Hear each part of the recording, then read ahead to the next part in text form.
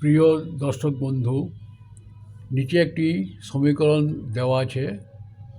এই সমীকরণ থেকে এক্সের মান আমরা কীভাবে বের করতে পারি সেটি এখানে সমাধান করে দেখানো হয়েছে।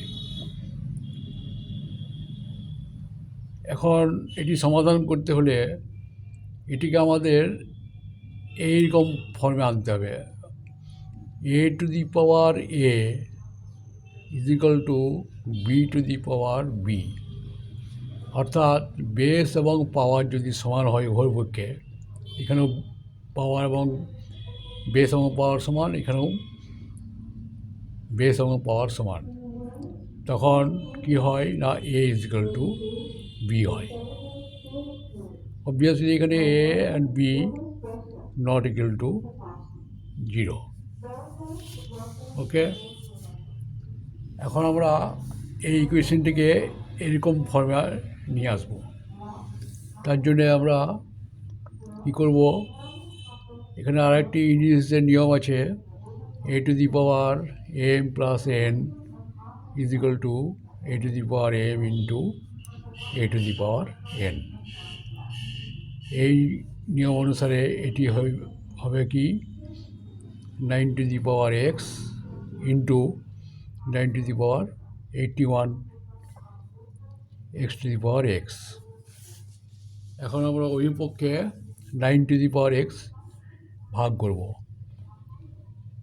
x to the power x divided by 9 to the power x is equal to 9 to the power x into 9 to the power 81 divided by 9 to the power x। এই 9 to the power x 9 to the power x 1 হয়ে গেল এখানে, এবং 8 to the power n divided by b to the power n, এখানে আমরা সেটি হয় a by b whole to the power n। এই নিয়ম অনুসারে এটি হবে x by 9 to the power x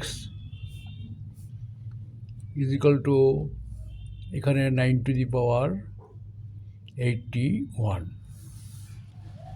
এখন আমরা এই ফর্মে নিয়ে আসবো, এই ফর্মে এটাকে নিয়ে আসবো। তাহলে এখানে বেসে আছে x বাই 9, তাহলে পাওয়ারকে আমাদের x বাই 9 করতে হবে। তাহলে ওই পক্ষে আমরা 1 বাই 9 দিয়ে গুণ করলাম, তাহলে x ইন্টু 1 বাই 9 মানে হলো x by 9 is equal to 9 to the power 81 by 9, ওই পক্ষে 1 বাই 9 দিয়ে গুণ করলাম। Next step, x by 9 to the power x by 9 is equal to 9 to the power 9 9 আর 81, অর্থাৎ 9 টু দি পাওয়ার 9।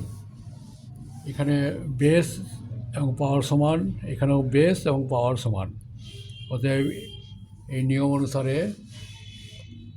অনুসারে আমরা কী লিখব, x by 9 is equal to 9, x by 9 is equal to 9। Cross multiplication করে আমরা পাই x into 1 x is equal to 9 into 9 81। অতএব আমাদের উত্তর হলো x is equal to 81, final answer. Thank you for watching. Please like, share, comment. Also subscribe my channel. Goodbye.